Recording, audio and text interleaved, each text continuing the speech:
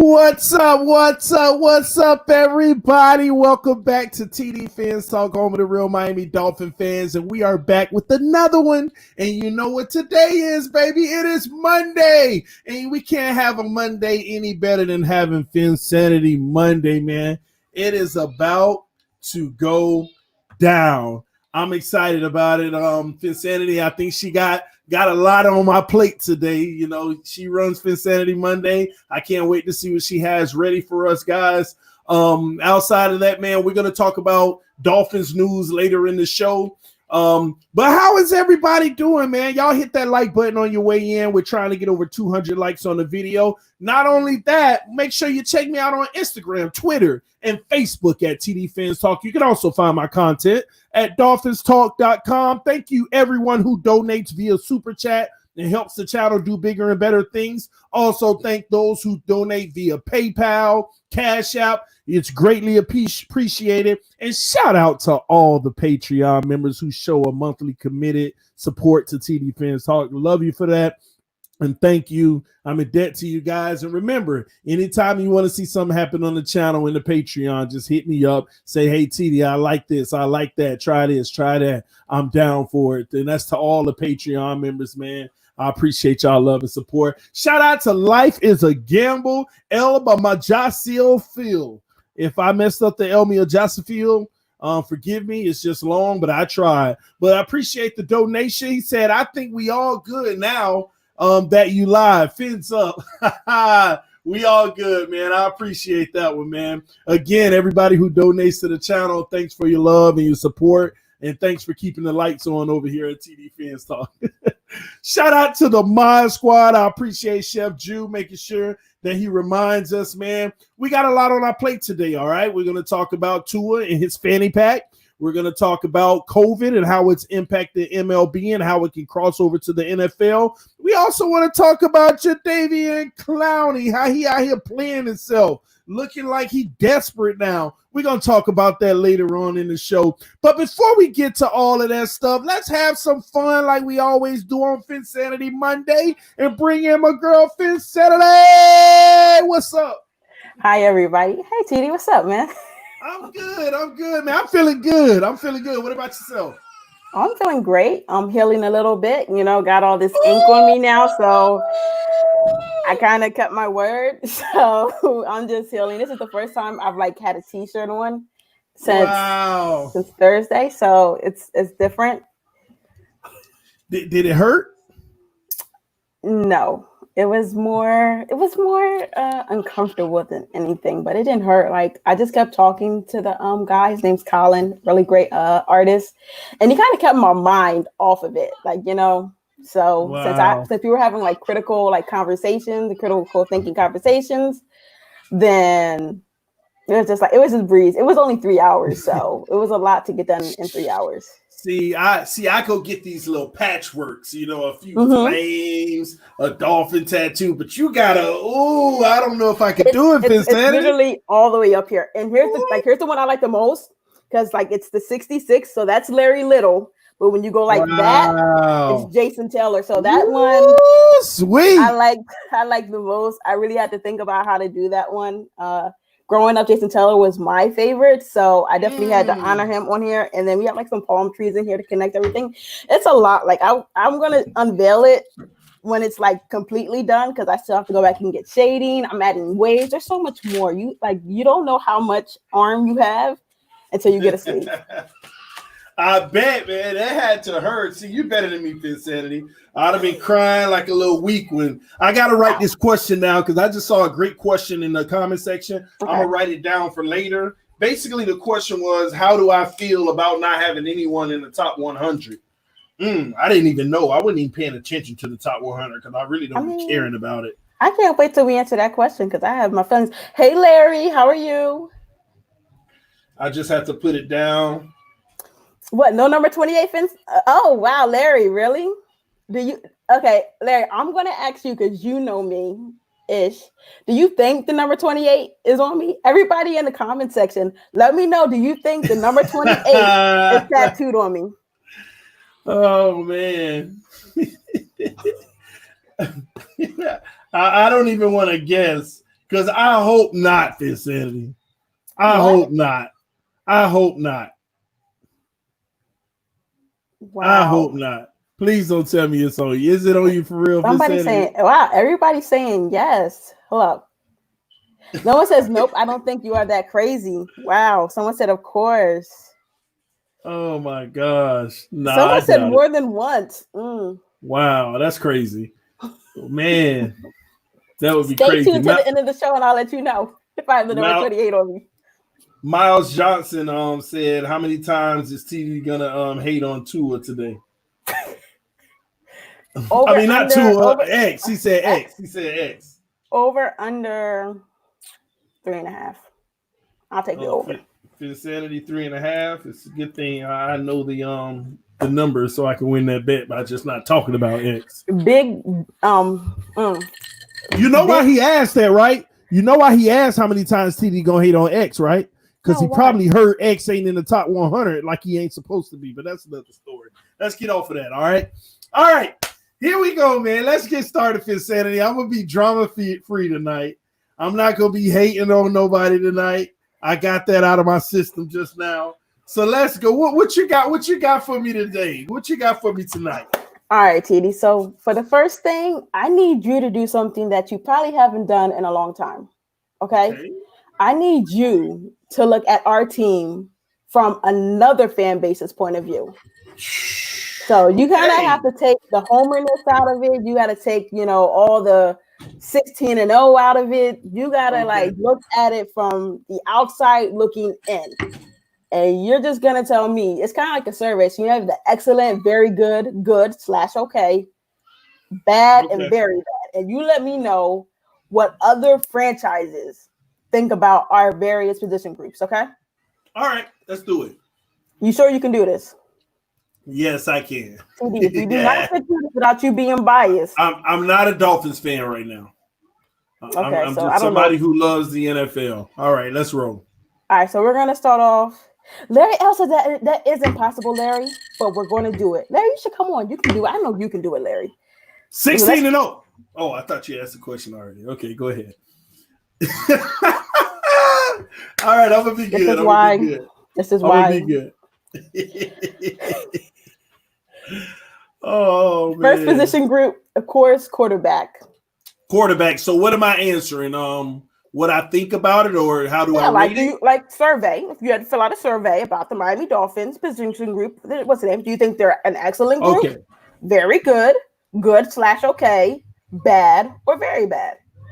Okay, so I'm not a Dolphins fan. They're good/okay because they got a journeyman who's not going to be there long term. So he can be good for now/okay. They got Josh Rosen, who hasn't proven anything in this league. Nobody knows what he's going to turn out to be. A lot of speculation.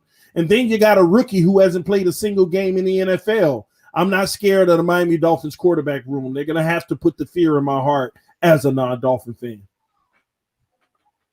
And as a Dolphin fan, how do you feel? Best quarterback group in the league. No questions, hands down. Yeah, so never mind. We're done. I thought Tua's about to start. I thought I could give you that leeway. I thought I could. I gave you that. I gave you that chance. You might have to drop the link for Larry at this point. Like you really might, TD. Listen, I already said. I gave you a fair assessment though, as not a Dolphin fan. And then as a Dolphin fan, Tua's gonna start and he gonna ball out like Mahomes, and he gonna ball out like Russell Wilson his rookie year, and we going to the Super Bowl, baby. That's my Dolphin fan prediction. I believe the kid gonna get it done. I'm just saying. But if from around the league, they ain't nobody on that team proved nothing to be feared. So it is what it is. Okay, you ready for the next one? Yes, I followed the rules now. I'm giving you my real, then I'm giving you my fan. All right. So offensive line. O-line? Mm-hmm. Oh, from around the league? Yeah, the league standpoint, yeah. They're not above average, they're above trash. Because from around the league, they're going to look at this O-line is no different from last year. Again, another group that got to prove it before anybody can give them any credit. They did go get some help in the first round, but they needed a lot more than that. So we know what they did in free agency. We know what they did in the draft, but at the same token, they got to put it together. I'm not convinced until I see it with the Miami Dolphins. That's me being from the outside looking in. So is that bad or very bad? You saying very That's bad? bad. That's bad. Just bad. Okay, so we're not very bad. We're just bad. Okay. Man, because they address the position, but we always addressing it and it ain't working out. So I think they put more emphasis and attention on addressing it this time, and we got to see who works out and who doesn't. We automatically assume because we did address the position, everybody's going to work out. But at the same token, just because you address it don't mean those guys are going to become what you want them to be. So another group that has to prove it, they got to prove it. And how about you? How do you feel as a fan? How do you think our fan base feels about them? Oh, but anything is better. Anything is better. We're above average now.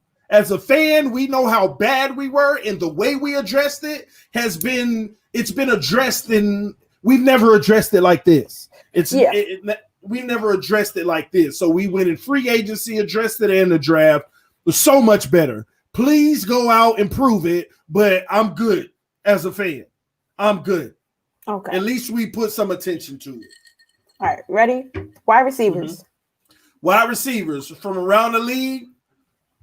A bunch of guys who have talent, but a bunch of guys who want to be great, but they can't be. I'm not scared of anybody on the team. Their best weapon is Devontae Parker, and he did it once. So you guys going to have. Yeah, they're good. Okay. They're good. Nothing spectacular at all. Flip side of the coin. As a fan, the rest of the league don't know this receiving group. They don't know the type of scheme that Chan Gailey's going to run. They don't know that we're going to be in a 4 wide and 5 wide at times. They don't know that we're going to be creating mismatches all across the field. They don't know that the Parker is about to duplicate what he did last year and exceed it. They don't know that Albert Wilson is about to play his life off. They don't know that Preston Williams. They don't know Preston Williams because of his injury, but they about to know him. They don't know Jakeem Grant and his speed. They don't know all of these guys we got at the receiving core. As a collective group, we're better than New England's best receiving group in the last 10 years, maybe.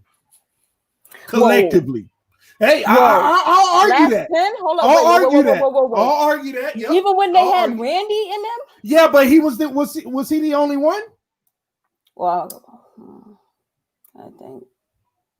Was he the only one at the time? I'll argue it. Okay. They may have had. If you want to say group mate, but like I think even Randy by himself might be better than our whole group collectively. They may have had 1 or 2 years in the last 10 years, but this group right here is better than New England's group majority of the Patriots last 10 years. I feel good about that. I'm happy with our receiving group, by the way. Okay. I don't think we need any upgrade or anything. We have just enough. All right. This is the group, that I hold dear to my heart. I love this group. Looking forward to them this year. The running back group. What can I say? From around the league? Bunch of injured guys. From around the league? And Mr. 1.7. Mm-hmm. Yeah, but this running back group, if you view it from around the league, the word that sticks in my head is promising. Promising. But has to be proven. You got guys coming off of injuries. You got guys not fitting schemes, but they are talented. So at the end of the day, it's kind of like the quarterback group to me. Oh, good. It's kind of the same as the quarterback group. They got to prove it to me first, but they do have talent. That's my take. I'm not scared of them, though. I don't fear them. I don't fear them. If I'm from around the league, they're nothing to be feared. We don't. Those guys aren't Le'Veon Bell. They're not Derrick Henry. They're not Saquon. They have. They're not Dalvin Cook. Dalvin Cook. They have moment. They have flashing ability, but I don't fear them. Right. But collectively, by committee, they can get the job done. They're like, could they become San Francisco's running game at their peak? You know I think will be more comparable to Seattle. Very quiet, but very productive and good when they do get opportunities. A lot of people look at Russell Wilson a lot, but Chris Carson, like, think about it. I think they lost like 3 running backs last year, and they were still pretty okay at it. I will hope that our running game is even better than Seattle's. I would hope. Oh, I believe they have the potential to be. But outside looking in, that's where I give our running backs. Okay. How do you personally feel? Yeah. I'm satisfied. Just like the receiving core, I'm satisfied. They're capable. Through these guys, if one struggles, I know we have enough depth to go to the next guy. Like we say, the 1.7 Balaj included. With a good O-line, he might turn back to the year but when he was backing up Gore and Ajayi, where he was productive when he did get carries. I'm satisfied with this group, and we don't need to go out and get a better running back. We don't need to go out and invest in a better running back unless next year in the draft we want to go even younger. But outside of that, I am totally satisfied. I am totally satisfied with this group that we already have. Okay. Defensive line. D-line. Yep. The word that comes to my head if I was from the outside looking in, thin. Okay. Yeah. Thin. Really good, but thin. If one of those guys go down, the Miami Dolphins have to figure out some stuff now. Because outside of Godchow, Raekwon, and Christian, who's the number 4? It might be what's the name, right? If you could start the comment off where it might, if you could start the comment off where it might be, that's my point. Most likely. That's my point. That's my point. The depth, and I was reading an article recently. I think Omar released. I like this article. He was talking about the lack of depth at the position, and he was spot on with that. And guys in the comment section are naming guys, but again, you're naming unproven guys, and you like how they were beasting on another level.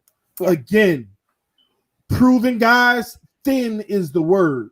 And of course, I know Flores is going to develop guys, and they're going to be good enough to fill in and be good enough. But right now, we can throw names all we want, but the truth is we don't know. All these guys y'all naming, we have yet to see them go up against dogs on O-lines on good teams.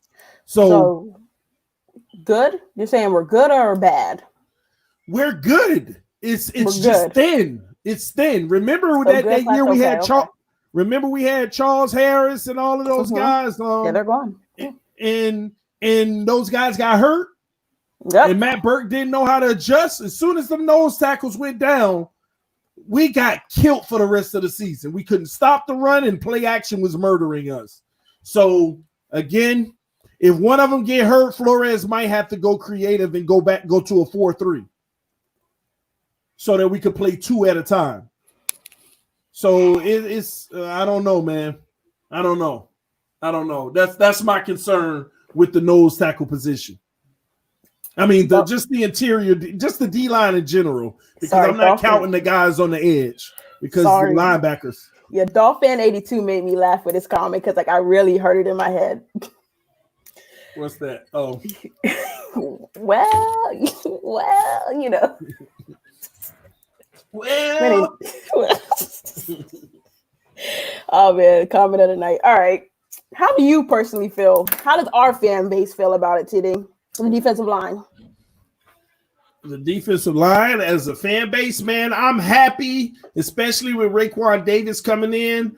We feel like we can contend. Our defensive line can be as good as any defensive line as long as no one gets hurt. I feel really good. I think the connection of Godchow, Christian Wilkins, and Raekwon Davis, man, the league is about to take notice. The league, those boys about to cause havoc. And I think that they're going to stuff that middle and create pressure on quarterbacks, getting a lot more one-on-ones with our exotic looks and the stunts that we're going to send. Man, I'm telling you, as long as Flores sending 5 or 6, because with our defense now, we will. If we're playing that one high that everybody's out here talking about is rumored to be played, then we're going to be sending 5 on a lot of plays and 6 on occasion. So those boys in the middle, the boys on the D line is about to show the world, man, that they serious as a group. I'm telling you, real talk, Phinsanity, as a group, those guys about to show up. They are so underrated right now because Christian Wilkins, second year, Godchild, no-name impact player. He's a no-name, ladies and gentlemen. He's a no-name, but an impact player. They had the best numbers last year as a combination, and you add Raekwon Davis between those two. Listen, it's trouble. It's wartime. And people about to see that. Wow, that's someone says, Bone C says our D-line will be ranked number 2 or 3. That is a bold prediction. Okay. What was that? Bone C said our D-line will be ranked 2 or 3. I wouldn't be surprised. I wouldn't be surprised. Okay. I'm telling you. Barring any injury, I would not be surprised. And it's about time we have a defensive line that's excited about the game out there, getting in the backfield, showing us their signature moves. I'm here for it. It's been a long time since we saw signature moves. It's been a long time since Can't Wait was ripping his shirt off as a Superman. So we need that, man. All right. You ready? I think this is your group, the group that you like the most, the linebackers. Solid. That's the word I'll have. Good. Solid. Good. Yeah, I guess good. TD, you gotta go by my survey. I should have sent you picture so you should know your options. It's just certain words popping. Yeah, listen, I'm here for the words. Larry's been putting words in. A lot of guys in the chat have been putting words in, and I'm really getting a feel for how the outside team. What I want to know is how other teams, like how the league views us. I know how we view us because we have a lot of blinders on and we're focused. But go ahead. The addition of Calvin Noy, then you got Ogba, Shaq Lawson. Those guys are solid. Raekwon McMillan and Jerome Baker, again, around the league, there are nobodies that are impactful. They're just like Godchild. But this is the year where their name needs to show up more. Jerome Baker, again, spotty at times. Y'all have to understand, I know this man had a ton of tackles, and I love his play, and I'm rooting on him this year to get it done. He's one that I want to be optimistic about.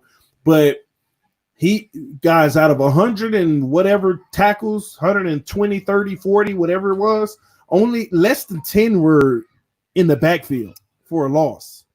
So you can have a lot of tackles, but sometimes that's a negative. That means the runners are getting to the next level to where you have to tackle them all the time. Sometimes you're just getting dogged so much that you got a lot of tackles because they're just running up you all day. Yeah. So I just need Jerome Baker to finish in the backfield with the quarterbacks this year. I have a better question for you.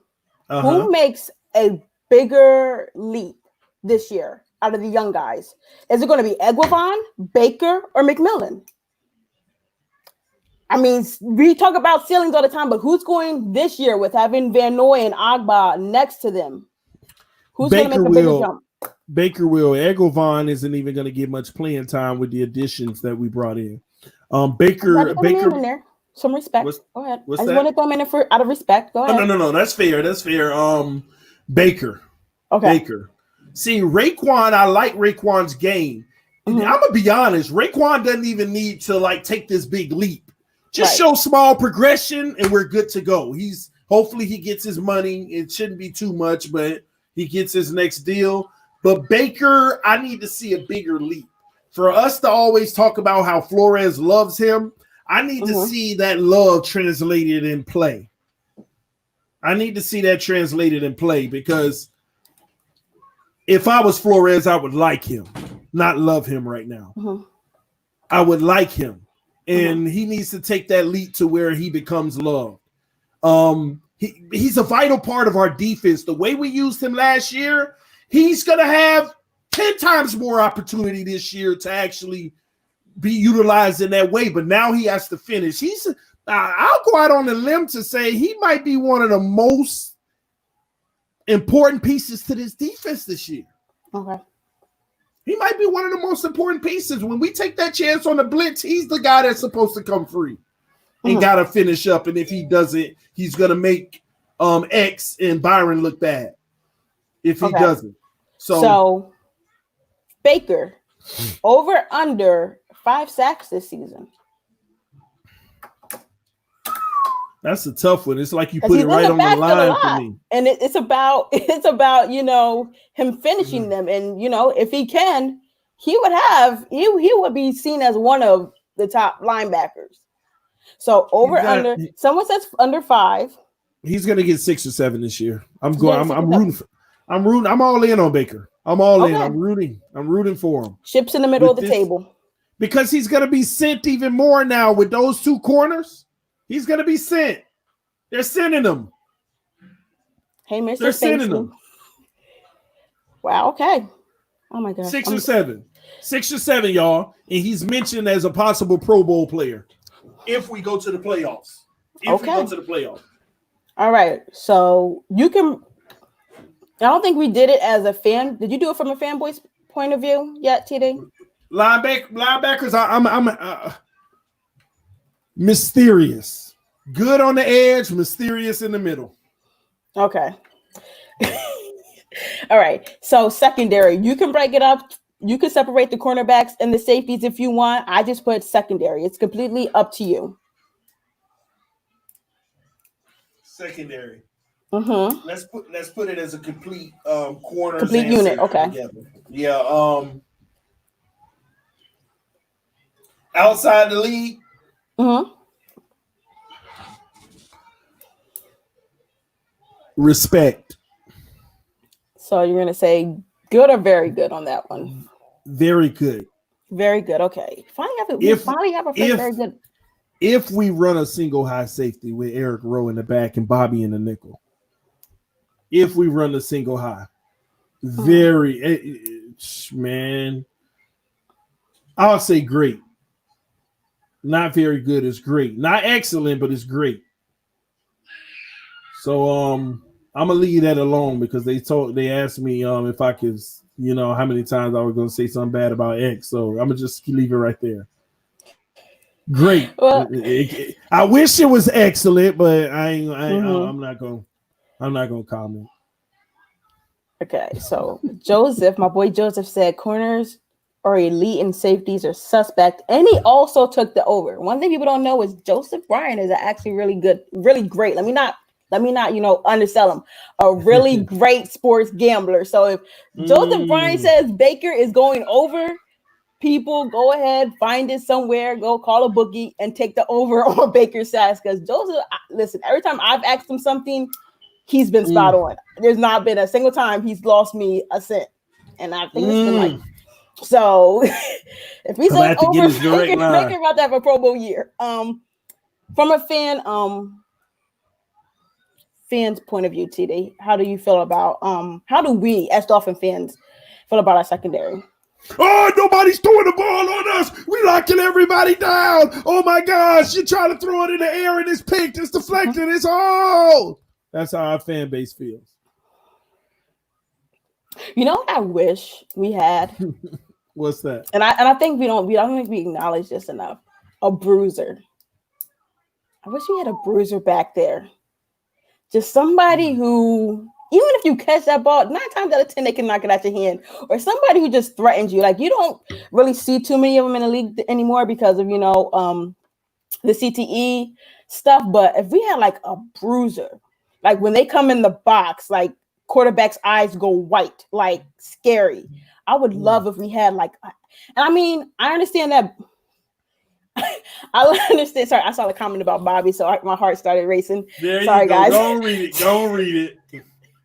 I'm telling you, I'm gonna have Bobby on here one day. I really had a bruiser. Shout out to Quentin Riddle for the $5 donation. I like Bobby Free for the single high looks. Thank you, Quint. That means so much to me. Oh my gosh. Okay, Larry L says Brandon and Corday could be our enforcer. Is Corday going to get on the field?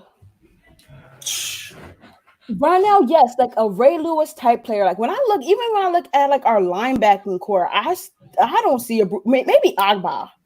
Maybe Agba's that. But like, like I really am looking forward to the physicality that Flores is going to bring out in these guys. But if you're going to be one of those top defenses, you have to be physical every single down. No plays off. And I mean, I know, we technically haven't taken any plays off, but I want teams to really, really fear this defense when we go see them or when they come see us. So that's what I want. I want a bruiser.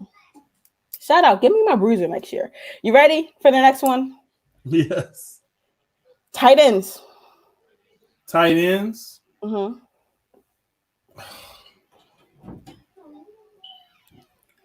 From the outside looking in, mysterious. So I'm going to say average. Mm-hmm. As a group, we're average. Mike Gesicki is a really good player, and we haven't seen the best of him yet in this league. So from the outside looking in, you're not going to give credit where it's not due yet.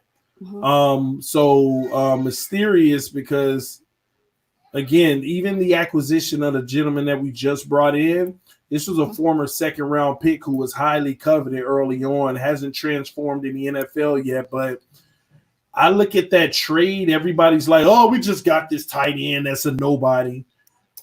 I warn, like, and I'm still on the outside looking in. I look at your coach, the Miami Dolphins coach. See how I'm outside looking in. Let's see what Flores and company does first with this young man. Don't forget what type of tight end action is created in New England.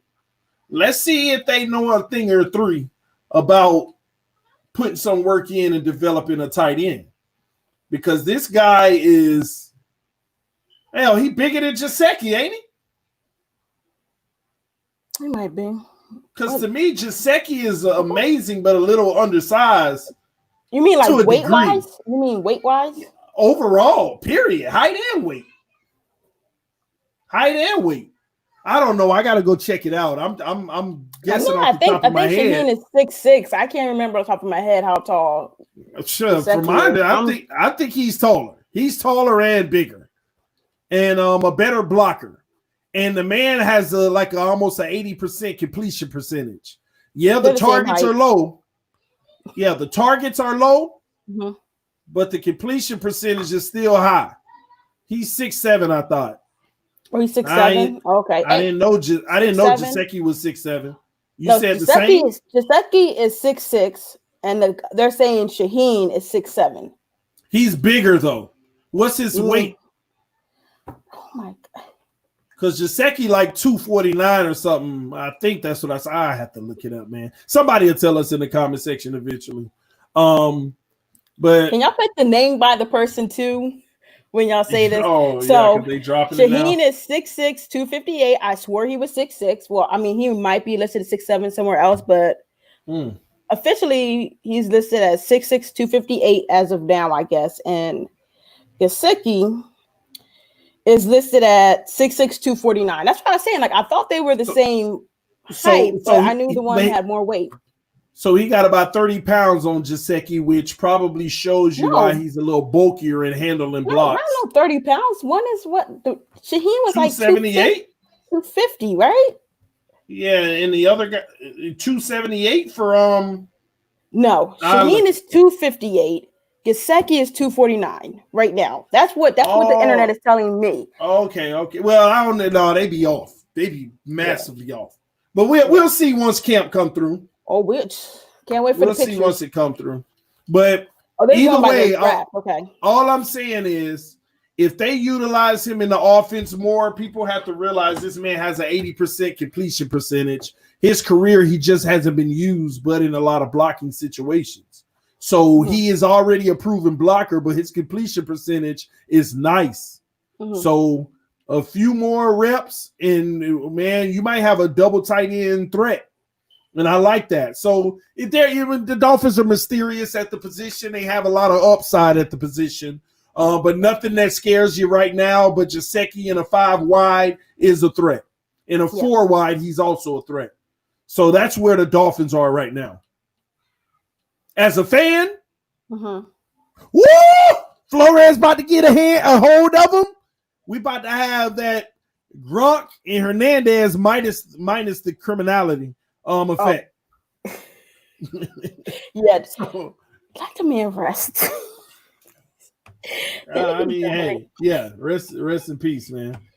Okay, so for Gesicki, over under 5 TDs, 5.5. You know what? 6.5. Let's make it more interesting. 6.5 touchdowns this year. Under. Gesicki gets 6. So he's going to get exactly 6. Okay. That's roughly where I am with him. He's going to get around 6. Wow, people are disagreeing. People think over. I think it's I could see 6, but I mean, people forget, like, you know, Wilson's going to get his, Parker, you know, Preston. 6. He's going to be a beast in the field. He's going to be a beast. He's going to get catches. He might even put up 1,000 yards this season as a tight end. But 6, because Preston Williams and Devontae is going to eat. Albert Wilson's going to get a few. You know, a lot of these guys, they're going to get a little bit here and there. All right, so let's talk about the forgotten group, the group that we never talk about because no one considers them football players. The special teams. I just figured we might as well throw them in there. Give them some type of consolation. You know, the man did make 7 field goals in one game, I believe. So I love Jason Sanders. Yeah, and Hack. We still have Hack, right? I like Hack more than Alexander. Man, Hack, I like Hack more than Alexander's. Our special teams is great.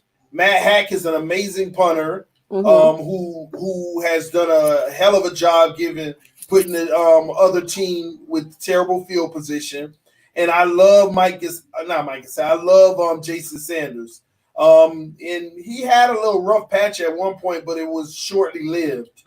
I'm good with our special teams. No modifications need to happen. Well, from the outside looking good, the Dolphins are good in the position. And as a fan, they're good at the position. As far as returners, talk about them.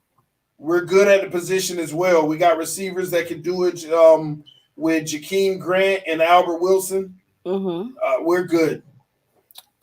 So you're going to put very good or excellent? I'm not sure where you're at on that. I'm just going to say good because, you know, in this league, they get a short sample size now anyway. Okay.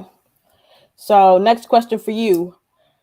How many special team touchdowns did we get this year? I think we got 1 last year, if I'm correct, unless I'm missing a punt return or something. Special teams touchdowns? Yeah.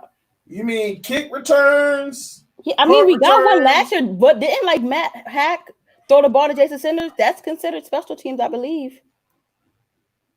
I mean, it was an odd formation, so I mean, trick plays too? Yeah, who knows?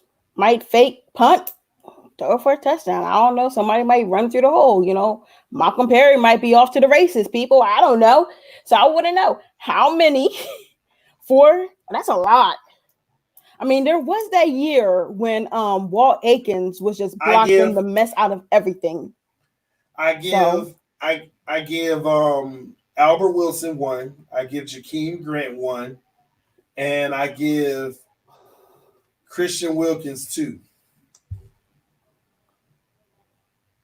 Facts.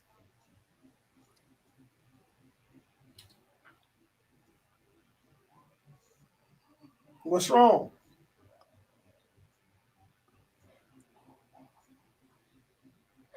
It's gonna happen. It's gonna happen. 4. Christian Wilkins gonna get in the end zone twice this year. Now the only problem is one of them might be a 2-point conversion. But see, Christian Wilkins, when he got his, he lined up with the offense. That's not considered special teams, TD. I didn't remember them like really utilizing. Oh, never mind. I'm gonna You're let right. you. Yeah, You're it's right. like I'm See, looking at you like, I'm just thinking trick plays. So I'm going to give us 2 this year. 2 touchdowns, possible 3. If we just explosive. Listen, we're gonna get all right. So how many block punts and kicks combined? 2. 2, okay. That's pretty good. 1 for a touchdown, 1 just, fall on top of. Rhino said 3 special team CDs and 2 trick play TDs. I think listen, do not sleep on it because Grant and Wilson are coming back healthy. Now, granted, I understand we were in a different offense when they ran amok with those trick plays, but I could see us getting more trick plays done, especially with those guys, being able to utilize those guys and their speed. But who am I? Who knows? Malcolm Perry might go in there and run a jet sweep. Oh my gosh, if I see a jet sweep, Jesus. All right, so we have one more TD, one more, and then we're gonna keep it going to the next segment. Okay. Coaching. What about it? Oh, you mean ranking from the outside looking in? You really forgot that fast. No. From the outside looking in, coaching. From the outside looking in, they got some really good things going on over in Miami. They got a young coach coming from New England who was a huge part of their defensive success. And he's already turned things around in Miami. I would say really great situation in the coaching. As a fan, we got our coach of the year this year. Not next year, this year. Coach of the year. Coach of the year. What's wrong with that? You're looking like I'm giving one of those crazy predictions. I can see it. Let the Dolphins make the playoffs. He's going to be very, especially from what they're going to compare what he did last year to this year. Then yeah, it's not completely out of the realm of thinking, but we're good. Super Bowl, coach of the year. All right, so did you say Super Bowl? Yes, that's right. That's your favorite word. I feel like that's what you should get tatted on you. Super Bowl. That's 16-0 Super Bowl. 2021 Super Bowl. I'm gonna get that tatted after we win it. Okay. All right. I got some questions for you now. Yeah. This is Phinsanity Monday. This is Phinsanity Monday. Now they want to hear from Phinsanity. Now they want to hear from Phinsanity. How do you feel about us having no players in the top 100? Expected. We don't have a single player that's in the top 100 to you? I mean, you could argue Devontae, but that's about it. But I mean, out of all the wide receivers, who's he kicking out? What about our Pro Bowl corner? What about our Pro Bowl corner? He got injured last year, if I remember correctly. Yeah, but still. TD. Still, he's not a top 100 player. We, the fan base, know what a healthy X is, okay? We, the fan base, know what X is. Oh, I'm sorry. I wouldn't talk about X. I told you I wouldn't talk about X. No top 100, though. I don't know about that. That's still a little janky to me. I think we got probably 2 players in the top 100. And they would be? They would be Byron Jones and Tua Tagovailoa, baby. So Byron didn't make it? No, Byron. Well, matter of fact, I haven't even saw the list. People telling me, how do I feel about the fact that we have no players in the top 100? I'm pretty sure talking about last year, but I mean, he did it with the Cowboys. Regardless, he should have made the list, though. I'm pretty sure Byron Jones is on that list, TD. I'm pretty sure Byron Jones is on that list. Man, they say we ain't got nobody in the top 100. Y'all correct us if we're wrong. Please let us know in the comment section. They said we have nobody in the top 100.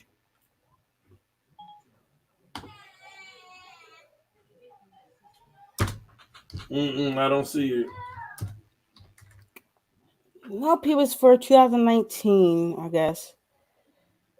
I think 2019, 2020. Nope, that article's from 2019. So no, I guess not. Maybe. Hey, listen. We don't have anyone in the top 100 Phinsanity, so that's why I don't care about. That's why I don't care about these raggedy lists. That's why I do not care about these raggedy lists. They're all raggedy. They're trash. To me, fuel for the fire. Go out there and show them why at least 10 need to be in there next year. A 10th. We might have 12. Let's go Super Bowl. What? Oh, I gotta see. CTD, sometimes you be taking this way. We be doing good, and then you say some outrageous number, and me in the chat have to look at you like, what? And no, I did not want Bobby to be in the top 100 because Bobby got injured. And I had Bobby finish the season. I could have made a case for him to, have been maybe number 100. But you know who is in the top 100? But you know who is in the top 100?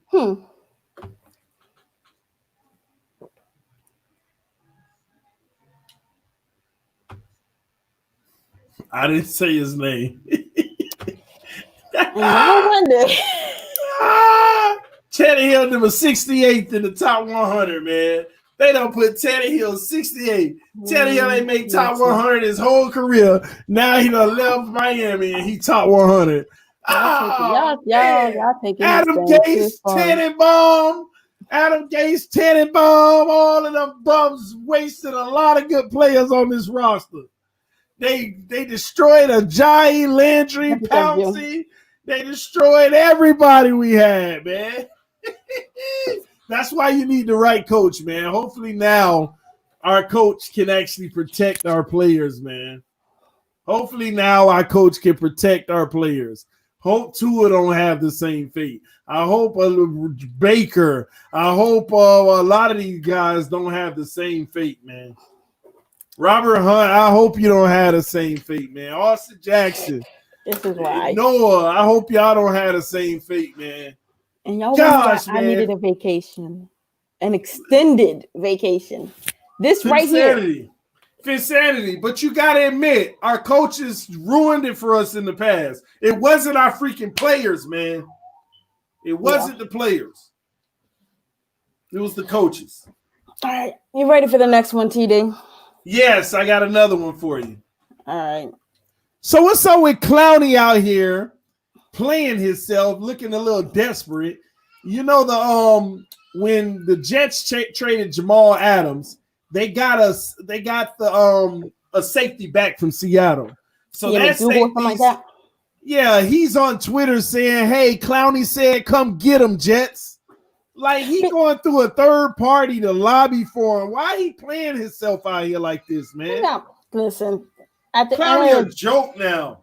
Listen, maybe him and McDougal had a nice little kinship over there with Seattle last year, but also the money that probably would have went to Jamal, he's salivating at like, oh, you just gave away your best player, and you probably won't have to pay Sam Darnold top dollar.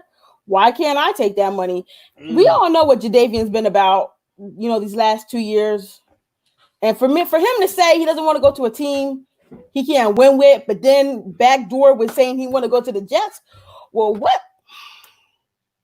what makes him think in his right football of mind that the Jets are winning anything, like anything this year?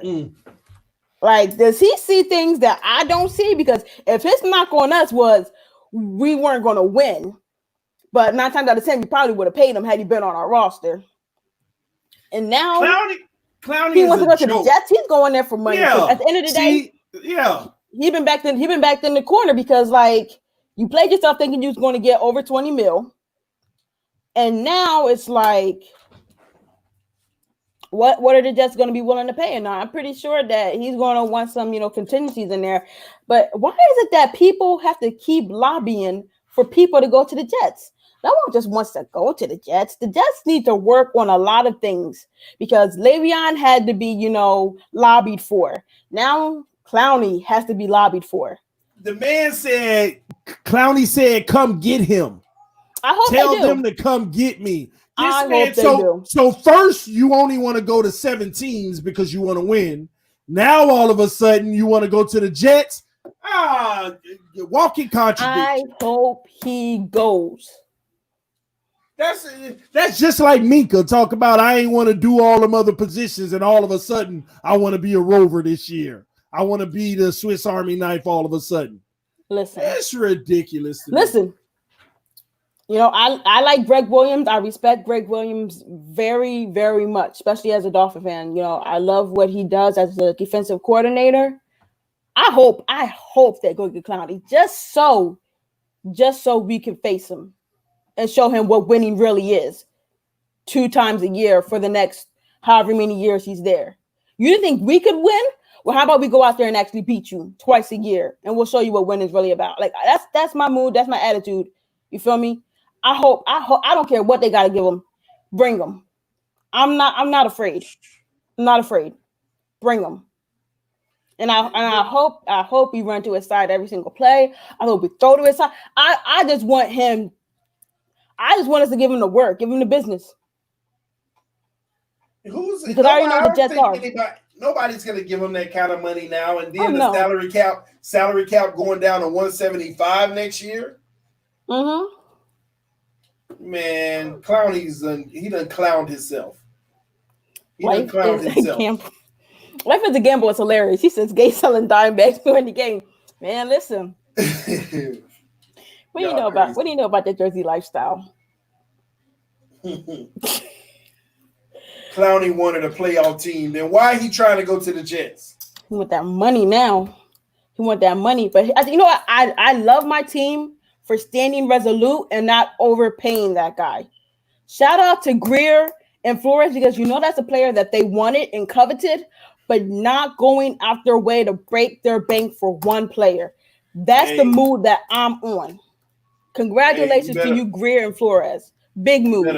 You better be careful, Phinsanity. You might wake up tomorrow, breaking news, Miami seal a deal with Clowney. What? Oh, man, listen, if he comes here, then hey, I'm proud of him. Like I said, I want him to go to the Jets just so we can beat him twice. If he's on our team, he'll, like I said, to show him what winning is. He's going to win with us. But at the end of the day, we're not. That's up to him at the end of the day. If he wants to go be with his boy McDougal, then more power to him. If he's going because he's looking at the Jamal Adams money that's going to be allocated in the future, then good for him. I mean, he's realizing that he's not as coveted as he thought he was. And because he's not as coveted as he thought he was, his market shrunk. And at the end of the day, that's on him. He should have got ahead of it. I don't know who his agent was and why his agent hasn't, gotten him signed yet because he wants to, he wanted to stay on the number so long. But at the end of the day, between him and his agent, him and God, and at the end of the day, if he comes to the Dolphins, he just better be ready to come at the price we want him at and ready to work. I hope not. I ain't got no qualms to get him, but at the end of the day, don't slight my team and then go do what you said you didn't want to do. They better save that money. That's all I'm going to say. All right, let's move on to another one, Phinsanity, because this one's a little more serious. All right. Okay. The Miami Marlins shut down. Mm-hmm. MLB look like they might be on the verge of shutting down again. Mm-hmm. Should we be worried?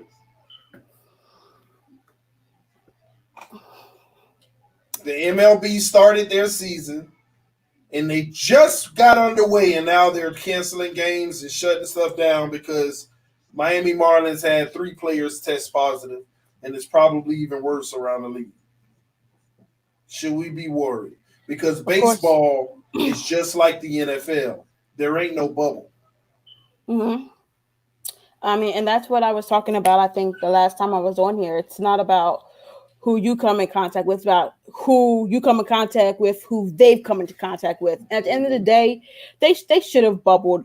We should have already had a bubble situation set up. There's even like if you wanted to make it fair, like there's so many teams with domes. And like if you say, okay, there's going to be no fans, I mean, I guess teams pretty much know their fields, but you can take like say New Orleans, right? Say New Orleans, right? Okay, New Orleans, you can't play in your home stadium, so we're going to send you up to Minnesota's bubble. You feel me? Granted, different weather, and guys are going to get used to that, but there should have been a better plan for this. All the traveling and all that. Listen, all we can hope for is the best. And I think this is why the players are like kind of pushing back, like, hey, wait a minute. We need to know what's the plan in case the season gets shut down. We need to know how you're going to keep us safe. And I see even some teams are talking about still allowing fans in, and we're going into August, and their plan is to potentially still have fans. So to me, that's even more negligent in a way, because I really feel like we may get to 6 games at this point. But to keep it's like a flip of a coin. When do you finally hit heads? You can hit tails 5 times in a row. Like it's possible. You can hit tails 10 times in a row. But that one time that it hits heads, it's like, well, what's the plan? Could you imagine a team having to play on Monday night, getting players? You know how much money they're gonna lose? A Monday night game or a Sunday night game, and players on that team test positive. That's TV deals.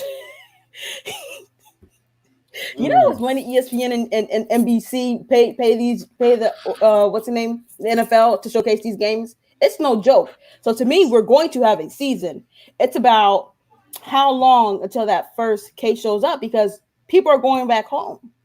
You're going back to loved ones. You could have family members come over. Like, I like the fact that, I mean, you can even see it now, because I'm pretty sure these guys have been quarantining, but we still had cases pop up before training camp.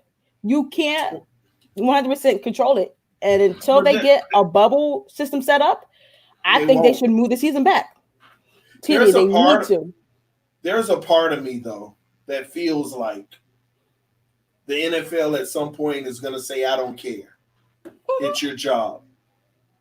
Because I'm telling you, at some point the NFL is going to say, I don't want to hear it anymore. Death rates, they're going to start talking about how death rates aren't far off from flu rates, but if somebody gets the flu on the team, we don't panic like this. Hey, Engraven. Mm-hmm. At some point, I think they're going to come to that realization. I don't know, man. It's just because the players aren't going to be trying to hear that. I understand that, but the problem is they just agreed on this CBA as well. Mm-hmm. That said that they will play football. Yeah, definitely. It's gonna start, but when teams start popping up with cases, how do you control that? Because 4 games got canceled today. So when are we making up these games? Because NFL's week by week basis, and you only get 1 bye. So are you making it up on your bye week? And how do you orchestrate that? Because think about it, it's more than what, I don't know how many players are on like an MLB roster, but then everybody on the team has to get tested, coaching staffs. It's a lot. So the fact that they don't, to me, it's the fact that they don't have a plan that worries me. When there's been a plan in place, and it's showing that it works. MLS is being very productive. They haven't had a case yet. I don't believe. I haven't heard anything. NBA hasn't had a case yet, because so I mean it's much bigger, and that's the problem. But none of these teams have exposure none of these leagues have exposure like the NFL. 55-man rosters, 30-man staffs. I mean, you need crews, you need this, you need that.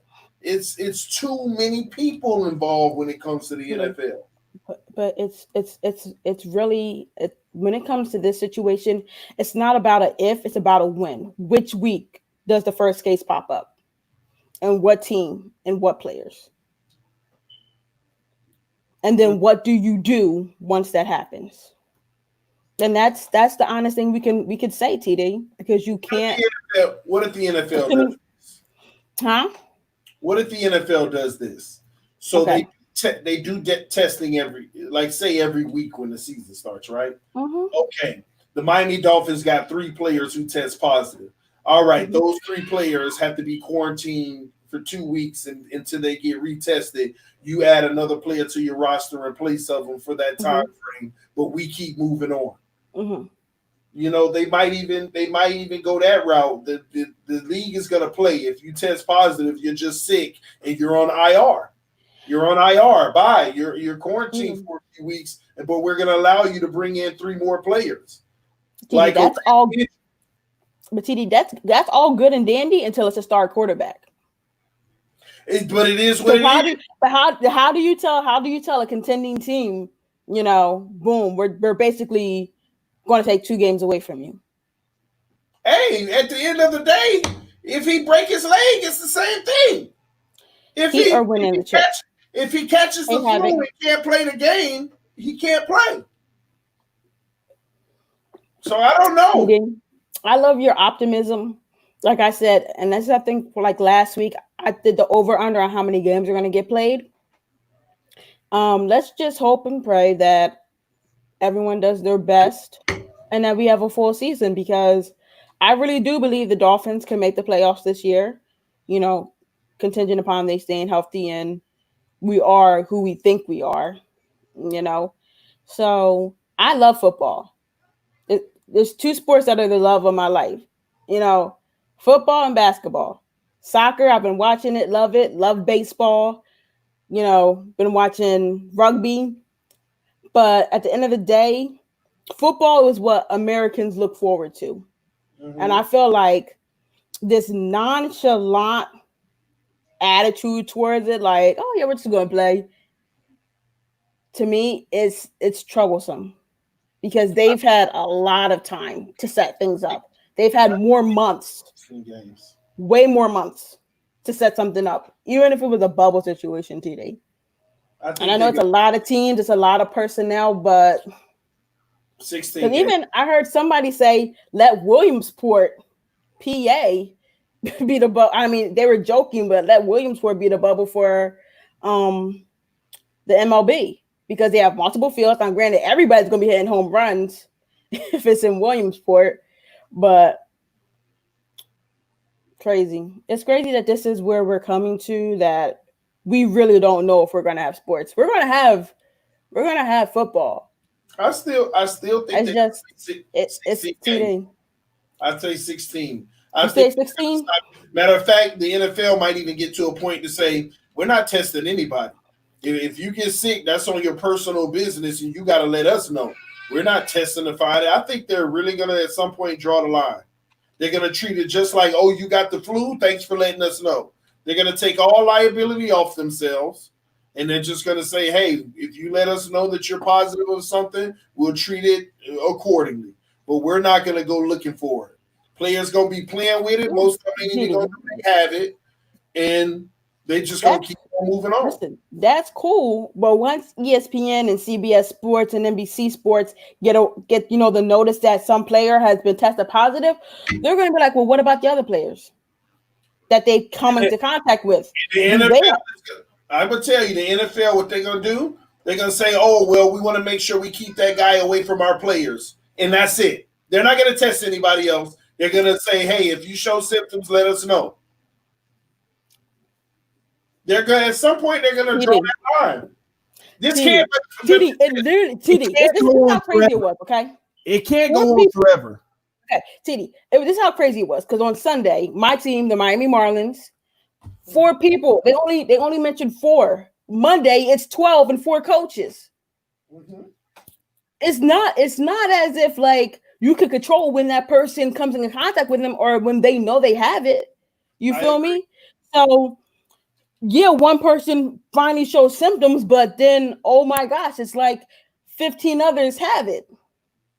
How do you tell? Like, how do you tell, the second team to go in there and play? Scientists have already said this may be something that never goes away.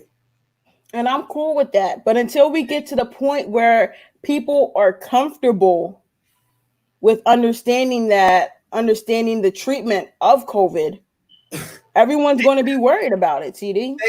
They never get comfortable until somebody draws the line and say, oh, well. You think they ever got comfortable about the flu until somebody TD, said, oh, but well? okay. So if the players decide we're not safe and we're not playing, then what? Then you're saying I understand your viewpoint from the NFL owners, but then what if star quarterbacks and running backs start saying, yeah, nah, this ain't for me. I don't want to risk it. I don't want to put my family in risk, because they're going back home to their families. It's not like they're going back home to a hotel and they're going to be, quarantined off from the outside world. Like, I could see, even if they did that, like a hotel in your own city, and when you go back to your city, somewhere, a hotel near your practice facility or whatever, that's where you stay at. You kind of have to stay away from family. That's a long time. That's what, 6 months to stay away from your family, potentially? September, October, November, December, January, 5 months. No, I get it. I get what you're saying. So tell me this. People start getting COVID, they cancel the season. Next year, they come out with a vaccine. But people can still catch it regardless of the vaccine. Just like I caught the flu after getting the flu shot. Right. People can still catch it, and the players say, I don't feel comfortable. And the doctors say, well, this is never going away. And the NFL says it's never going away. Does the NFL just need to shut down at that point? I feel like there will be more answers next year. And depending on the answers that we have. TD, to them right now, and to all of us, there's just not enough answers behind this. And people have, like, you as a man, right? If, say, you were playing football, right? And they say, hey, man, listen, you could put your family possibly at risk as a family man. See, there's different levels. There's guys who can live off of endorsements, and then there are some guys who can't. So I'm guessing those guys who can are going to go out there and risk it. But the guys who have money, and they might say, man, listen, why should I play? I can sit out a year. I can get healthy. I can collect this endorsement money. Me and my family still gonna be straight. And I'll see y'all next year when y'all have more answers for me. What I'm saying is, I understand there's going to be a season. I understand that the NFL owners are probably going to have a more stricter approach. Like, man, listen, a lot of our money's on the line. We need y'all out there, come what may, Sunday after Sunday. But in this day and age right now, where there's not answers for the COVID-19, when ESPN starts breaking stories about teams and players having it, how do you expect them to say, okay, well, you know what? Another team's coming in, but you know what? We're going to just send them all out there to play. How does the other team in good faith say, oh, yeah, I'm definitely going to go out there and I could possibly catch it and take it back home. But hey, I need my check this week. Come on, TD. If I TD, come on.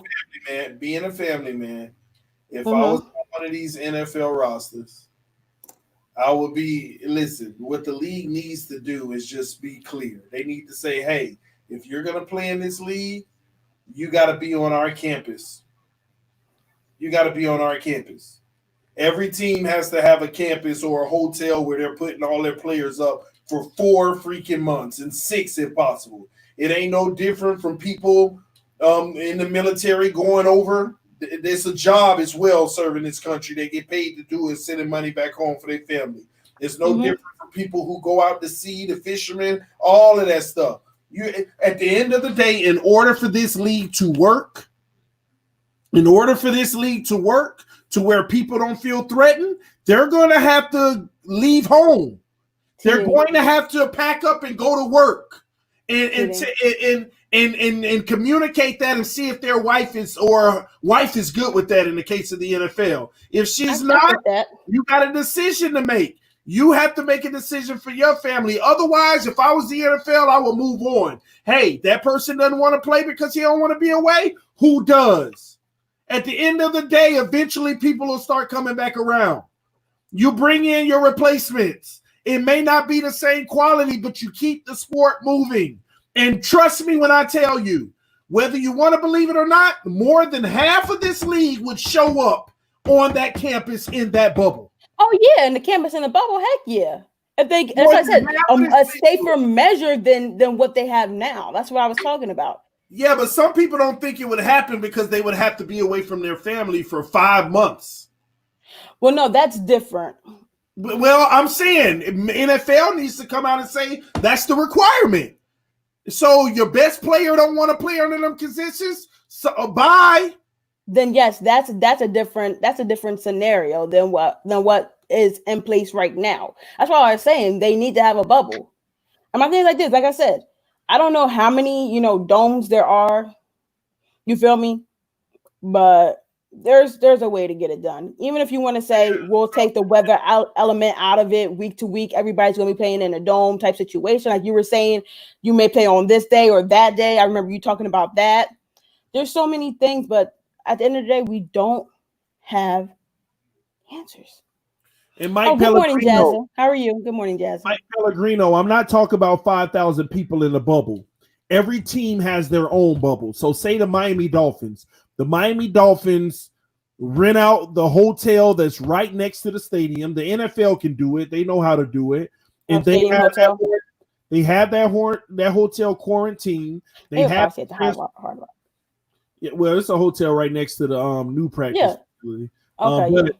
But they'll figure it out. They'll rent out a hotel for every team in their city, and they'll ship them back and forth to practice. That's all I'm saying. Have every team have a bubble. They already fly on their own private transportation. Have them show up in other arenas. No fans, whatever it's going to take, whatever you got to do. You can even have fans. It just depends on how airborne this thing is. Again, that's the doctors to determine that. But have them go play their games, do whatever they need to do. And it's that simple. It's that simple. Every team has their own bubble in their own city. And that's a lot more manageable. A lot more manageable. Somebody said, what about flying in hotels? I just said it. You're already flying on your own private plane anyway. And then, matter of fact, the visiting team stays at the same hotel as the home team. It's already a quarantined hotel. However you got to get it done. But that's the only way, man. Because at the end of the day, guys, we're not going to have football this season because somebody's going to test positive. We're delusional if we don't think somebody's going to be positive week 1. Whoa. No. Maybe. No. Insanity. We're talking about what? How many players we talking about here? 53 per team. We're talking about 1,600 players? 0 positives? You know what? Listen, you know what?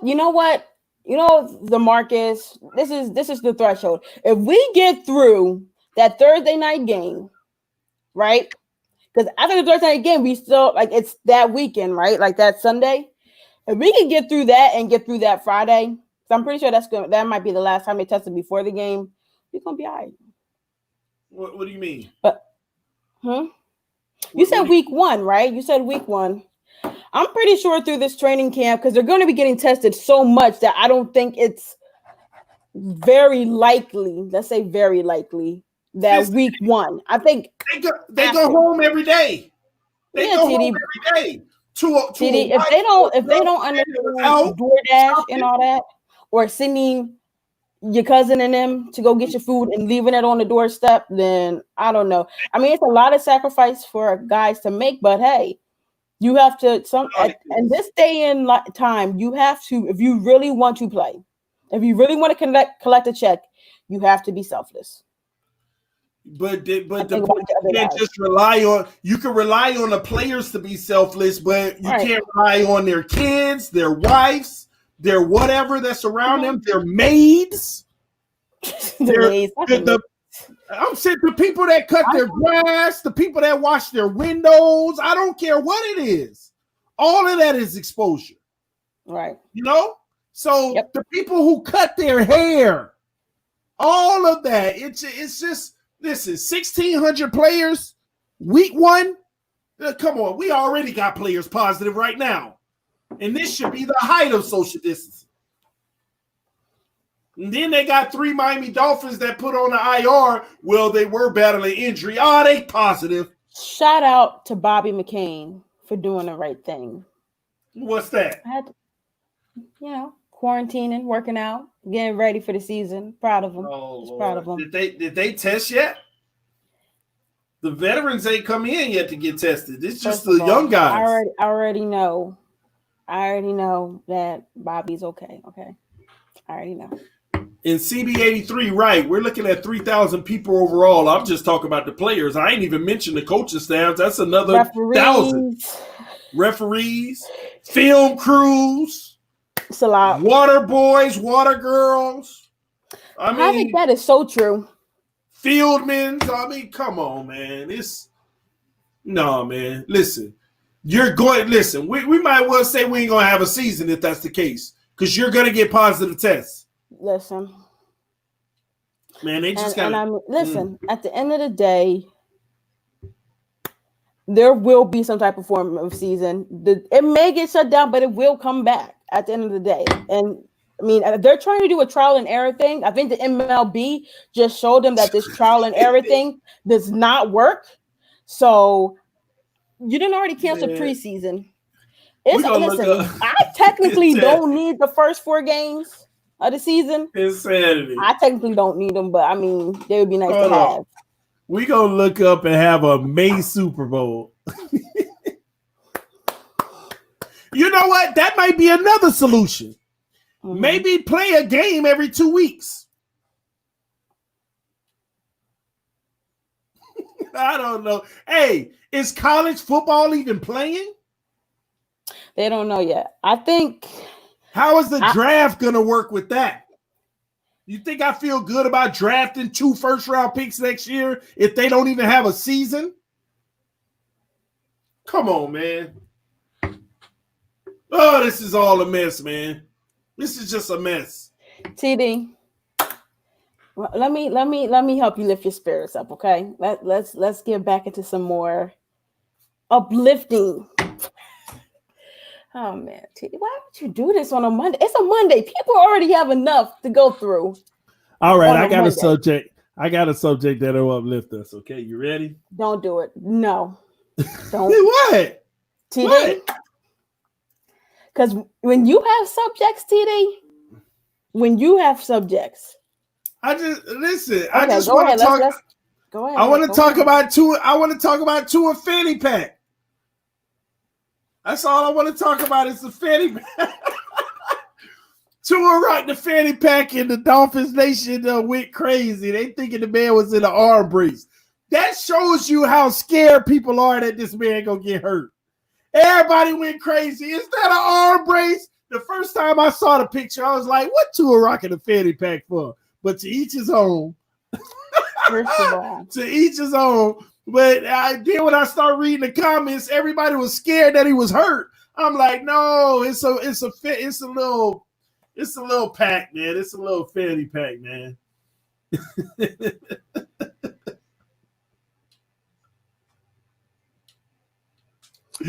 What? Listen, what? At the end of the day, I knew what it was. I knew it was a fanny pack when I saw it. I knew he was fine. But that shows you people are nervous. They will lose their mind if this man gets hurt in the league. And for the record, nothing's wrong with a fanny pack, man. No. Fanny pack, one of those things that a lot of people pick on. But at the end of the day, man, you rock what you want to rock and feel confident in what you rocking. It ain't nobody business what they think about you. So if you in the fanny pack crew, you rock it, man. I don't wear fanny packs, but it makes me want to rock one just because I don't care what people think about me, man. Listen. So shout out to the fanny pack crew, man. I think fanny packs has always been the trend. Jazz says everyone's going to hold their breath every time he gets hit. I'm not. It's part of the game. Listen, I ain't holding my breath. He better He better get up. I just know that much. I'm not holding my breath. Listen, you know how many times I saw Tannehill get demolished and he got back up? I'll be all right. Yeah, how many times I just seen quarterbacks in general get listen, they hit Cam so much in the head, I don't even know how he could walk, to be honest. And I just like it's part of the game to me. To me, getting hit is a part of the game. If you don't want to get hit, don't get out on that field, Yeah, man. People be scared of hits and stuff. Listen, it's all good, man. Never a fanny pack. Fanny pack in a purse. Listen, man, I've learned if you feel good in it, don't worry about what nobody else think about you, man. Wow, don't worry about what nobody else got to say, man. Wow. Hey, but Phinsanity, man, we need to. I might have to get some fanny pack merch now. Some TD FinStalk fanny packs, man. Hey, Tua bringing it back, baby. I love it. Tua bringing it back. I'm gonna have to let me write that down. Tua, man. fanny pack. You know how many non-contact injuries there are too? Like people forget, like there are non-contact injuries too out there in this league. TD FinStalk fanny packs. Y'all go to the merch store right now. The link is in the description section below. Cop the new Tua fanny packs, baby. Cop the new TD FinStalk Tua fanny packs, baby. 2 weeks being on here with a fanny pack. That's the sad thing about it. Like I could really see you popping up on this screen with a whole fanny pack. I'm gonna have it right up. I'm gonna have it right under, like I'm holding a baby. We had issues like this in Miami before. Wow, TD, I'll subscribe. Oh man, still better than Rosa with the fanny pack. Ooh. The Phinsanity edition too, TD. Phinsanity Monday fanny packs, y'all. You can only get them on Mondays. 5% off in the merch store. Phinsanity Monday fanny packs, y'all. Wow, guys, y'all really had to take it there. No, it's crazy because I really support Tua for having his fanny pack because he probably had his necessities in there, his car keys. Like you got to go in there. Why not? People lose stuff all the time. I mean, I've lost. Ironically, I don't know how I lost my wallet. I've lost my ID. Do you guys understand that I had to stand in line like twice for over 3 hours once the New Jersey DMV opened up just because I lost my ID? So of course, Bobby McCain fanny pack. Well, first of all, Bobby McCain is more partial to book bags. I don't think I would see him in a fanny pack, but I'm pretty sure he's more partial to book bags and Louis bags and Gucci and stuff like that. The whole book bag thing. Bobby's classic. He's classic. I'm gonna keep it real. I've never worn one Phinsanity, but I don't have nothing against the fanny pack. No. I don't have nothing against the fanny pack. I just thought it was funny that everybody thought the man got hurt because he was wearing it because they thought it was like a left arm sling or whatever, man. Tua's good, man. He had on his mask. He had his fanny pack. He was coming into practice ready to go. That's all that matters, man. The man was ready for war, man. Listen, I tell you one thing. Let Tua really start wearing them all the time and ball out. I'm pretty sure all the male fans is going to be up at the games with the clear fanny packs and make it a whole thing. Y'all know how much y'all follow a player? I've seen people wear beards for James Harden, put the little gold hair on for Odell. It's crazy what men will do to just be a part of the star players persona and to support them. I don't know about all that there, boy. Ooh, hey, Adrian got me laughing, man. I have everything against a fanny.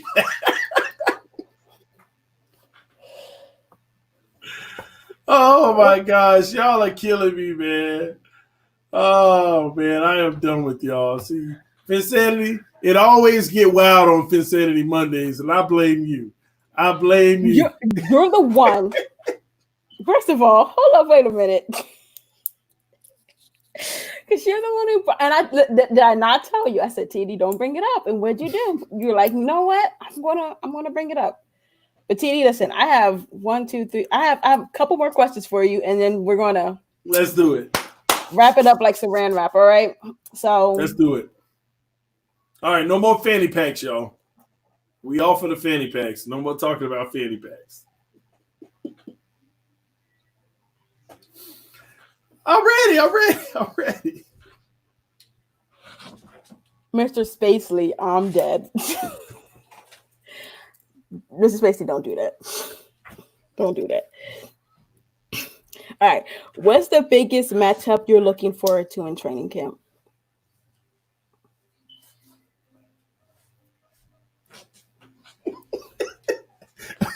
What's the what?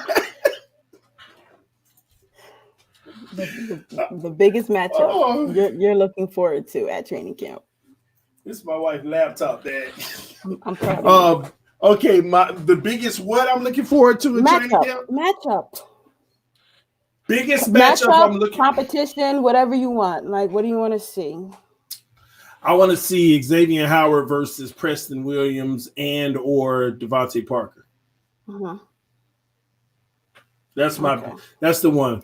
Because I really want to see X. I want to hear nothing but great things from X coming out of camp. Okay. Everything's gonna hinge on him this season, in my opinion, on the defense. My biggest matchup is how the defensive linemen and the linebackers get our offensive line ready. Like I really want Flores to throw the kitchen sink at that offensive line, especially since we're not going to have any warm-up games. That's the biggest matchup I'm looking forward to, and them building that camaraderie across the offensive line, especially with the verbiage and all that, and potential audibles and assignment changes at the line. I'm glad you said that. I'm actually concerned about our O-line because our D-line. Let me tell you something. I'm glad you brought that up, Phinsanity. And y'all hit that like button, guys. Show your love. We try to get 200 likes on this video. I'm concerned about the D-line. The O-line. Let me tell you why. Uh-huh. If we're going to be running a primary 3-4, right? Uh-huh. I'm really worried about how we're going to play against a 4-3. Okay. Knowing that those three rushers are coming on every play in practice, and those edge guys may not necessarily be rushing, but more so containing. But in a 4-3, those tackles, the left tackle and the right tackle, will see a whole lot more action. But I'm feeling like in practice, they may not have as much action as you'd like. Does that make sense? Yeah. So I'm a little worried about that. I hope that we mix it up in practice and give them all of those looks so that they're prepared for a 4-3 defense as well.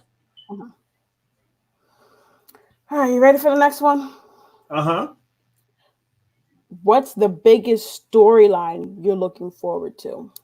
Tua starting, hands down. Week 1, week 2, week 3, whenever it comes, start this man. I mean, if he's going to be the great quarterback next year, then I think he's going to be it this year. I just I don't believe in the delay. I don't think it's going to do him any justice. If he's going to be great next year, he's going to be great this year. So go ahead and get that ball running. Give us, I just think that the kid has potential to be better than Kyler Murray. And if he can, with the team that he has around him, because we have a better overall team than the Arizona, in my opinion. So I want to see him be able to do something special in his rookie season. Tua Tagovailoa led his team to the playoffs in his first year, regardless of the result in the playoff. I want to see that. I see everybody say, "Oh, Russell Wilson was a special. Why my guy can't be special? Why can't my guy be special? Let's go. I'm in that boat. Start Tua, game 1. All right. Who will be the biggest star coming out of training camp? The biggest star? The biggest star. Tua Tagovailoa. You're really putting all your chips in on this one. Okay. I mean, if you're a Dolphin fan, the reality is you have to. Because if Tua's not going to be the future and he doesn't work out to be the future, then what are we doing? Or what is that? Like, think about it. If Tua doesn't turn out to be that guy, let's play hypothetical here. He becomes a bust. What does that mean for our next 4 years, Phinsanity? What does that really mean for our next 4 years? And that's why, listen, you got to go all in on him. You have to. I don't care if he has a trash rookie season. You go all in on him. Just like Peyton Manning threw all them picks his rookie season.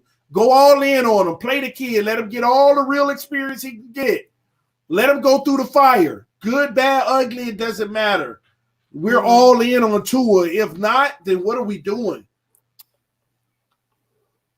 We got to know sooner than later. Any dark horse candidate for who could be the biggest star, like I guess a number 2 or 3 guy you have that could potentially be a star? There you go, Pete's Auto. That's who I was with, Pete. Thank you. I also agree with Adrian. Brandon Jones has a possibility.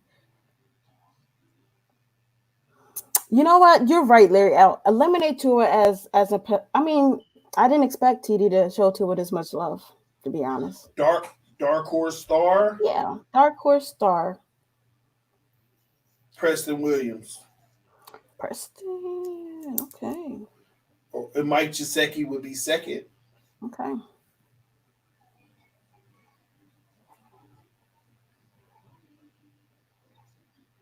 Jerome Baker would be third.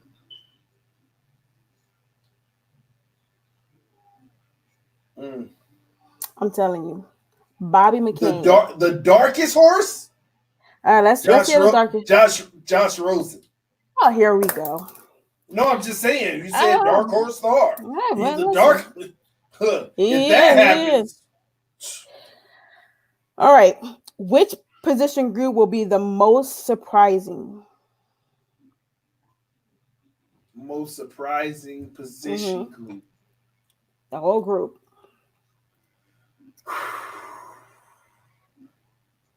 Someone said Eric Rowe. It's going to be Bobby McCain before Eric Rowe. Most surprising position group. I mean, O-line, if we're going to talk about whole group, but I'm going to say running backs. Okay. That's what I would go with. That's who I had. I'm very much sold in on Howard and Breida being able to mix things up for us, and hopefully with some time and with the offensive line getting acclimated and used to each other. That's another thing. You get a whole month of just nothing but chemistry. Granted, you don't get to test it out as much, but someone said safety. Brandon Jones, Adrian Gray, you have really been sold on That's Brandon a good one, Jones. Adrian. Yes, Brandon he has been knocking Adrian Jones' door. I already told you he might be the start. He may be starting by week 6. I told you. Someone said I want to see Robert Hunt. Yes. You mean telling dark horse is Weaver? Okay, Troy Lewis. That is a dark horse. If Weaver comes out and it's a surprise, I'm much more ready for week 1 to get going. All right, you ready? Which position group, if you had to choose one, which position group will be the biggest letdown? Oh, I hate that question. I know, but I know you, TD. You're so optimistic. You mean if they suck, we're like, oh. Yeah, like we have so much faith that it's going to get there by week 1, but in training, at the end of training camp, going to week 1, we're still like, well, what are they doing? Listen, the group that would be the biggest letdown that would hurt everybody's feelings is the quarterback position. Quarterback? Like throwing? Yes. Okay. That would be the biggest letdown. Because what if the O-line playing well and the quarterbacks are stinking up the joint? That would be our biggest letdown. That would hurt us more than anything. Like, imagine having a team that's good enough to get it done and the quarterbacks are just playing like trash. Boy, it couldn't get any worse than that. It couldn't get any worse than that. Other than Tua, because I was told to take Tua's name out of it. Which player are you looking forward to following the most? Tua Tagovailoa. I said other than Tua. See, this is, you know what? And y'all, see, I feel like y'all would understand me if y'all were on here, like if y'all were in my shoes. Like if y'all had to wear my heels for 5 seconds dealing with TD, y'all would understand. Okay, the player that I look forward to following the most is Devontae Parker. Okay, Parker. Yes, I really want to see him thrive long term. Mm-hmm. I want to see him become an elite wide receiver in this league that everybody respects and know that he lasted by the y'all don't understand, man. It was fate the way things happened because he could already have been traded or cut, but we stuck in there. This guy literally, based off of his career so far, he should have been traded. 90% of the Dolphin fans had wrote him off already. He always either too injured or he's inconsistent. You had to really understand that Gase was the main reason to recognize. So I hope that now, since he's getting a late start, because he was injury riddled, but since he's getting a late start to his career, I hope now he becomes a 4-time Pro Bowler before it's all over. I want him to have all pro honors at least once. I really do. I'm rooting for Devontae because I knew he had it all this time. Okay. I knew he did. So for me, I guess other than Bobby, who am I looking forward to following most? Oh man, that's a very good question. I don't know why I come up with these questions because I normally don't answer them. That's the best thing about this. Man, who am I looking forward? You want to know who I want to see like really like grow? Like just take that next step. Who's that? Give me Jakeem Grant. Can he get on that field? Yes. Give me Jakeem Grant. Can he really be a guy? I mean, listen, he's been putting out the workout videos and all that. He put one of them out every year, Phinsanity. He put out one every day now. Phinsanity, listen, he's as good as he is. Listen. He's as good as he is. You're not gonna get a Pro Bowl with Jakeem Grant. You never know.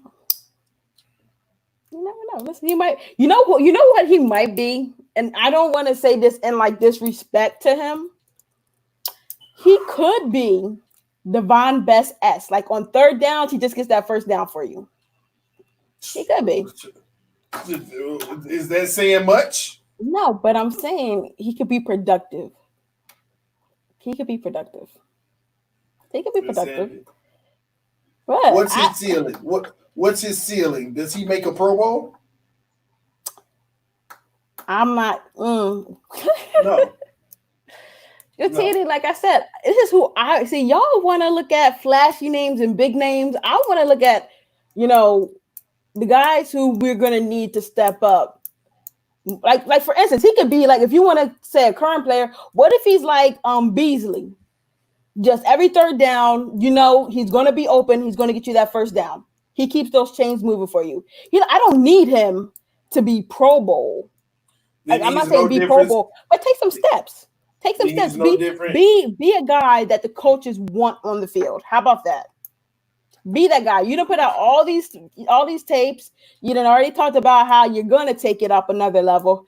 Let us, the fan base, because I mean, if you've been watching Jakeem, that's his goal to actually be on the field more. Like that's a personal goal he has for himself.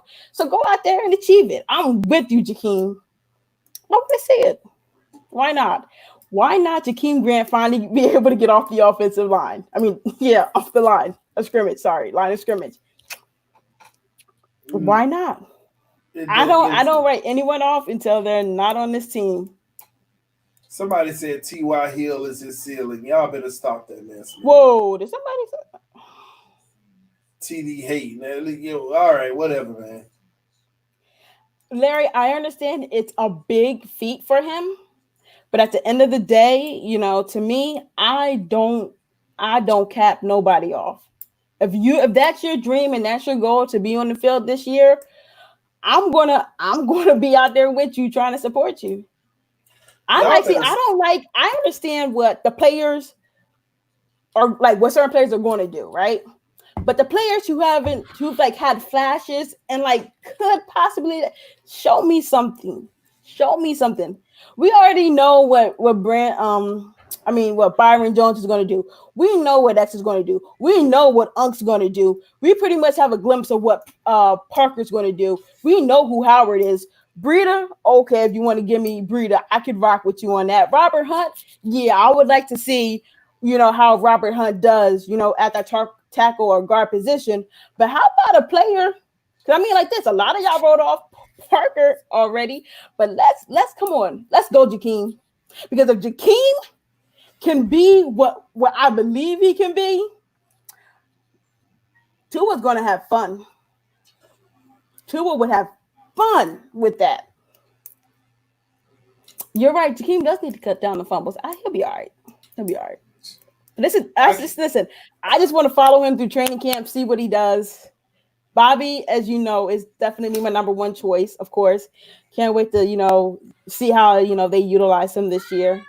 Can't wait. It's going to be the best thing ever. Will never make the Pro Bowl. First, TD, why would you do that to one of your players? Why would you speak that into their life? I mean, granted, he may never hear this from you, but don't put that out there in the atmosphere. Y'all always yelling at me about being a realist, so y'all better stop with this crap right here. Jakeem Grant ain't making no Pro Bowl. You be lucky if he gets 700 yards in a season. You be lucky. You be proud. But see, TD, that's what you're not understanding. Like I just said, not one, not two, maybe 3 times. Show me that you can be on the field, that the coaches trust you to be more than a special teams guy. People forget Tyreek started out as a special teams guy. Now, I'm not comparing him to Tyreek Hill in no way, shape, or form. Like, you got to prove that. But what I'm saying is, show me that you can actually be that guy on the field. Who's to say, Albert necessarily is going to be that guy? If you want it, go take it from Albert. If you really want it that bad, go take it from Albert. Why not? Albert ain't the only one he fighting against. You got young guys coming in right behind him just as hungry. Take it from Albert. Listen. Let me give you the proof. Let me give you the proof. Preston Williams came in and made you look like a little child. Preston Williams, undrafted, came in and said, Jakeem who? So Kurt Merrick and all those guys coming in and try to do the same thing. Listen, Grant. Listen, all I said was I wanted to follow him. That's it, TD.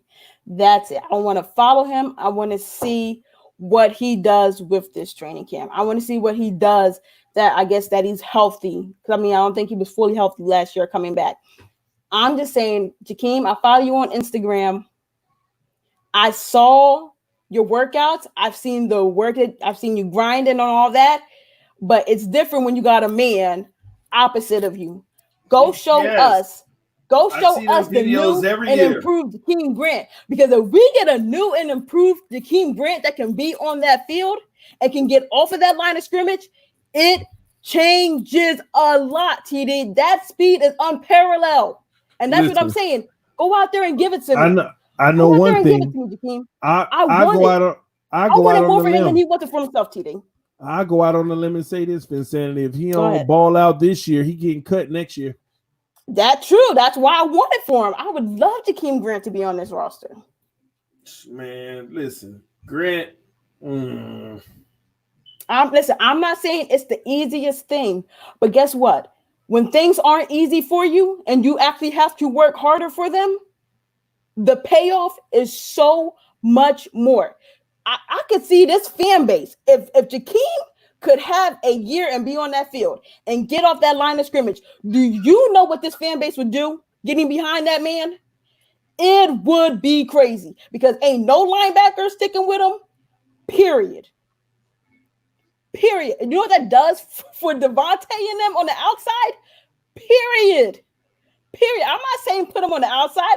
I'm not saying make them get on the field, Jakeem. Get on the field. That's what I want. That's the energy I want from you, Jakeem. Be so good, be so great that they have to have you out there on the field, that they have to put someone else on special teams because you're getting reps and snaps out there week in and week out. That's what I want. That ain't happening, Phinsanity. I'm not saying he's so good, and people forget. Okay, so here's the thing. People are saying that I'm saying Jakeem Grant is so good. That's not what I'm saying, people. Listen to what I'm saying. I said I want to follow him. I want him to be that. I want him to prove that all this off-season workout stuff that he's been doing has paid off. I'm not saying he is that right now. I'm not saying he's going to be that. What I'm saying is I want to follow through on what I've seen you doing in the offseason to get back, to get ready. You blatantly said your goal is to be on the field. Go look back. There's a whole bunch of posts. He wants to take the next step and be on the field. He doesn't want to just be a special teams guy. I'm saying go do it. Listen, ladies and gentlemen, listen. Let me help people understand something about Jakeem Grant, okay? Here we go. Jakeem Grant has played 52 games in his career. Put it in the comment section right now. I want y'all to guess how many games he started. Guess how many games this man started. Put it in the comment section right now. He's played 52 NFL games healthy. How many games did he start? Please put it in the comment section. I gotta help some of y'all understand why I am not hating. Y'all gotta stop. The man has started 4 freaking games. 4 games.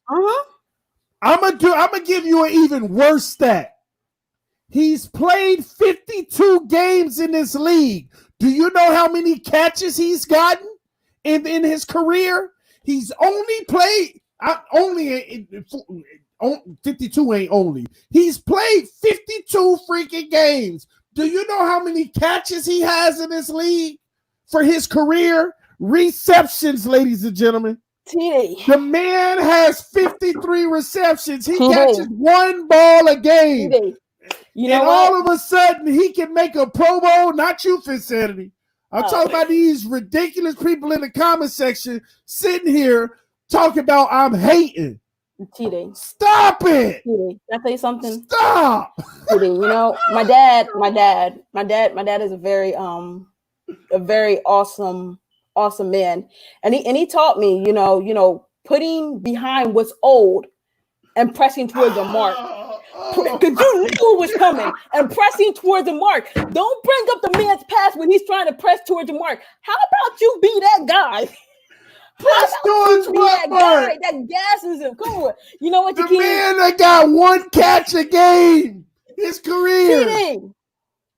TD. At the end of the day, I understand that. But my thing is like this. I'm here. I'm not here for what he's done in his past. I'm here to see what he's gonna put on the field this year, the future, the present.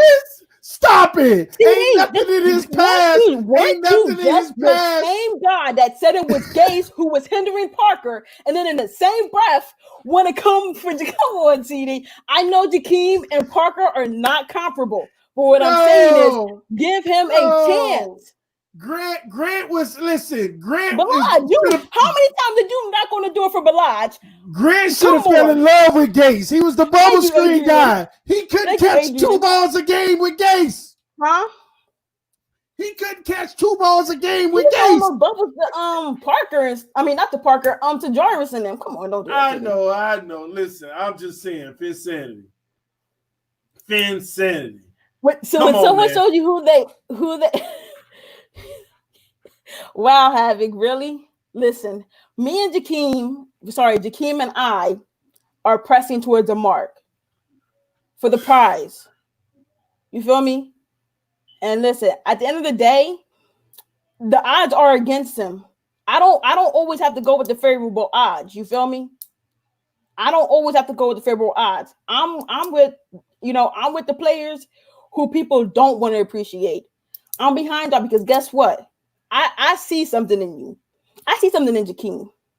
And I'm telling you right now, Jakeem, I don't love you the way I love Bobby, but you can do it. Go out there and prove it to us. Hi, Anthony. How are you doing? Go out there. This is your chance. This is the team where if you can prove it, they'll let you do it. So, Jakeem, man, I'm with you on your goal, man. I hope you do it. If not, believe me, I'm gonna have to be on here listening to everybody talking about, well, what happened to Jakeem? I'm like, man, listen, he didn't do it. I'm just saying, the man averages 12.2 yards a game. Man, listen, that's the first down. He averages 12.2 yards down. Let's look at it. Let's look at it positively. That's a touchdown a game. Yeah, that's a first down a game. That's a first down a game. Who else is getting first down? Hey, you got me on that one, Phinsanity. You better than me. You made something negative into a positive regardless.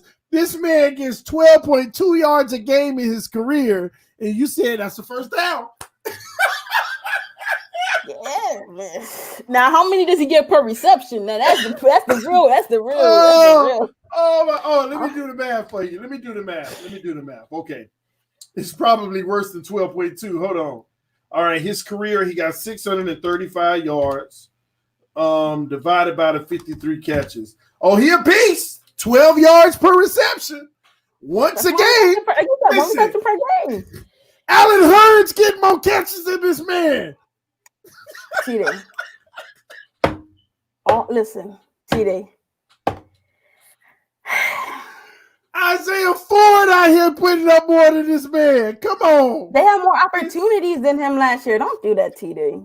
But that's the point. How does he keep getting leapfrogged by all these people, man? Listen, and he said it. He's been looked at as specifically a special teams guy, and it's his goal this year. Yeah, he is to be looked at as more than the special teams guy. And you know what, Jakeem? I'm with you on that. I'm with you. I support every player's goal. Other than let's just say Eric Rowe says he wants to come out and be offensive lineman. Man, I can't support that goal. That's not for you. But like if you have like a realistic goal for yourself as a player, I'm gonna support it because it's going to make my team better. And I love this team wholeheartedly. So if Jakeem Grant being on the field, that means listen, it had to be undebatable that he belonged on that field. That means he had to play so well above all these other guys that it's scary for other teams. That is scary for me. Like I'm gonna be like, whoa, wait a minute, Jakeem out there? Hold up, wait a minute. What did he do? What did he prove? What did he show them that he got that spot? Yeah, he gonna shock us all. He is definitely gonna shock us all. That's for sure. Why didn't we cut Ballard today? Because sometimes it's cheaper to keep her. Let me stop. Yeah, I don't know now. Oh my gosh, man! Listen, Jakeem Grant better show up, man. He better show up.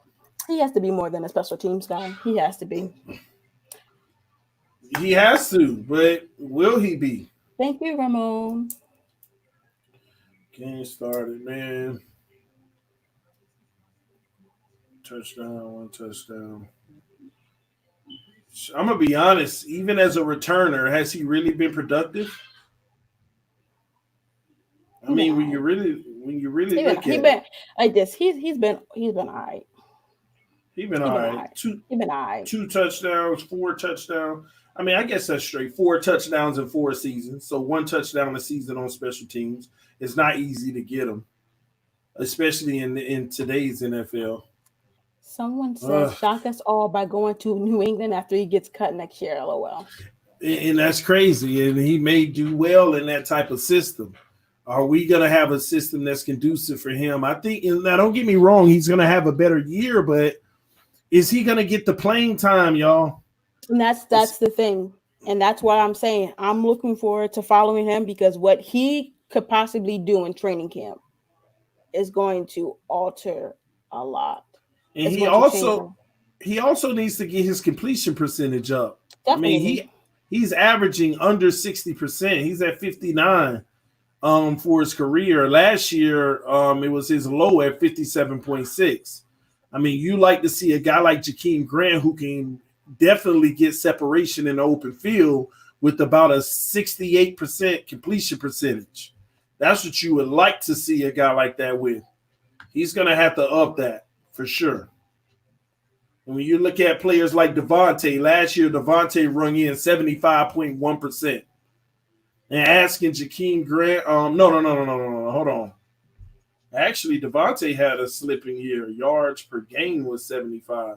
Devontae was only 56 last year. See what those drops early on did? Those drops early on.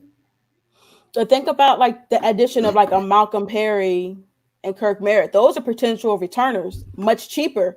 So Jakeem knows he has to be more than just that. Yep. Unless he goes out and starts becoming Devin Hester, then yeah, sorry.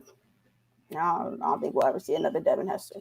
And if he's not playing well in camp and a guy like Kirk Merritt or one of those guys is balling and Jakeem Grant not playing well, they might just eat the little $2-point-something million, give it to Grant and cut him and save another $2-something. And Chaney, that's what I was saying. That's why I kept saying, get off that offensive line. Show that you can do that. Because that is one of his biggest issues. But actually, Mr. Ballgame's here. Hi, Mr. Ballgame. Show that you can do that. The Ballgame here? Someone said hi, Ballgame. So I'm just assuming that he's here. If not, then hey, Mr. Ballgame, miss you. Congratulations on your wins. I know I got to tell you that. I didn't get to watch them, but I heard about them. So congratulations. Man, Jakeem is a sprained ankle away from being cut. Man, I'm not even going to wish injury on this guy. You know what? It's the fact that we really just had a whole debate and analysis. Many analysis on Jakeem Grant. Many. All I know is the man that played 52 NFL games and only started 4 times. And you know why he started those 4 times, right? Because receivers were hurt. Yeah. So he's never really been a starter, ever. And the reality is he came out with that video saying time to prove them all wrong and take that next step. I saw the same video last year. I saw the same video the year before that. He was hurt. So yeah, I know, but I saw the same videos. He was hurt both years. I saw he made a video both years. I got excited last year about the video. You can go check out the stream. Jakeem Grant looking good, y'all. He out here cutting with the shirt off, with the ripped and making all these with fast moves and all this. I'm like, oh, look at Grant. Oh, he ready this year. All that in shape looking still got hurt. But you know what? Them 12 yards a game was missed. Listen, maybe if he was in there and we got another first down, we could have moved the chains and it could have changed the momentum. Phinsanity, 12 yards a game, you one of the guys that's hurting. You one of the guys that need. Man, listen, I hope Grant turns the corner and do better this year, man. Yeah, we all do. I hope he does better. It means people don't understand how much it would mean for us. We've been holding on to Grant so long, and all I've heard the fan base say, he runs a 4-point blah. That's all people hold on to, man. Mm-hmm. Anywho, man, I think that's a good stopping point on Jakeem Grant tonight. We're going to leave it on that one. Any last things you got for us? Man, listen, training camp is about to start. Hopefully we can get some footage. It's going to be coming from but they're not going to be doing anything. They talk about this 21-day acclimation, strength and conditioning period potentially. So we may not even have camp yet, you know? Listen, with I honestly believe with all the other quarterbacks being out there and doing stuff with, their personnel, whether it be at parks and stuff, we might do some extra of the conditioning, but I'm pretty sure let's not even say Tua. I'm pretty sure Fitz is going to be like, hey guys, you want to stay after a little bit and, do some routes, even if it's Fitz or Tua, like, hey guys, let's go out there, and do some routes real quick. Why not? Now that you're allowed to be there now, and no more than 15 people? Well, I'm pretty sure there's not more than 15 people on the offensive side of the ball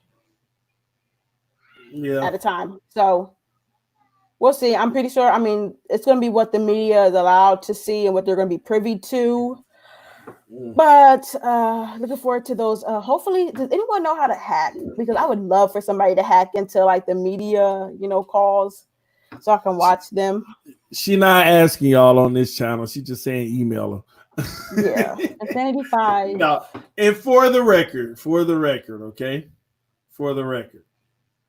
Y'all know I like Jakeem Grant. That's the first time I've ever said anything negative about Jakeem Grant. I was just laughing at the stats and Phinsanity saying he would be the biggest surprise. No. I didn't say he was going to be the biggest surprise. I said he's the player I'm looking forward to watching. To following. Yes. I just didn't get that because I see him at his best having a ball out season with 700 yards. I just don't think he's a Pro Bowl guy. I think he can produce a lot more for us, make bigger plays and be wild in the field, but 700 yards worth, not the 200 he's been getting. So that's my thought. So I don't want y'all to think I was just making light jokes about Grant, just so y'all know. That's my boy, actually. Hi, King Mill. Listen, we have our stars who we feel are going to be our stars, but what about the role players? How do they grow? And that right there, like you said, these, 7 and 8s, right? Well, if a 7 can become like a 7.79, then I'm here for that 7 becoming a 7.79. You feel me? You do still need role players. And if Jakeem Grant can become a productive role player in our wide receiving core, why not? I'm not saying he's going to go out there and be better than Parker and Preston. I'm just saying go out there and show me some production. Show me why you belong out there. So I think he's a 6 right now at the receiving position, and he can become a 7.5 at his max. And that'll be very useful for this team. 7.5 is good. Again, that's 600 to 700 yards in the season.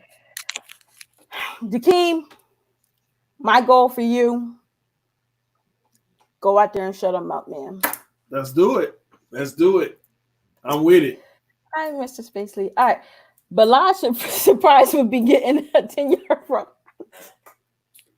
Don't come for TV boy like that. See, now they about to make me pull up Balaj stats. Here it goes. No, because it's funny. You don't got to do it. Hi, Donald Young. Because how long Balaj been in this league? And how long Grant been in this league? Come on now. Balaj has been in the league 2 years. And the man done played 24 games. And he got 326 yards in this league.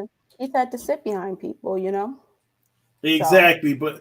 But trust me, when you go look at the numbers across the board, it's still better than Jakeem Grant's. It's still better than Jakeem 12 yards a game. At least Balaj get 13 a game. I'm just saying. Man, we out of here, man. We out of here. Hey, Elder Bruce Jones. Just had to throw that in there. Larry L. Make sure you guys go check out Larry L's channel, FinFan Panel. Yes, y'all go subscribe to FinFan Panel. Y'all, Larry been live throughout the day, all throughout the week, man. Y'all go hit him up. That's good Dolphins content over there as well. But this is TD Fans talking Phinsanity 5. One other thing. I forgot to answer the people's question about the number 28, right? Mm-hmm. Drum roll, please. The number 28 is on my arm, and it is for Bobby McCain. Oh, my gosh. I'm done with you, Phinsanity. I cannot believe you. I don't know. You got him tatted on your arm? I got his number tatted. I'm waiting. You know what I'm actually waiting for? I'm waiting to see what his signature looks like, so then I can get his signature tatted underneath it. I didn't know it goes that deep. I really got to get you linked up with Bobby now. I'm gonna make it happen one day, Phinsanity. I got you. All right. I got you. I'm gonna get you to meet Bobby McCain since your obsession is on another level. Obsessed with Bobby, guys. But I got to get out of here because the wife's looking at me like it's movie night. So I'm sorry. Phinsanity said hi. And that she's sorry. Now she's smiling. See, you always save me, Phinsanity. But let me get out of here before I overdo myself. But I love y'all. Thank y'all for tuning in to Phinsanity Monday. Another banger by Phinsanity, bringing the love and the energy. Not a third time, please don't. Any last words? I don't want to be with Bobby McCain. I just like him as a player. Let's be very clear. I would never want to be with Bobby McCain. Lies. All right, we out of here, y'all. We love y'all. Y'all hit that like button. Again, we're trying to get over 200 likes on the video. Thank y'all for tuning in. Thank y'all for rocking with TDPHINSTALK. Thank you so much, Phinsanity. You was great. It was great tonight. We're going to see y'all later. Peace. We out. See you, bro.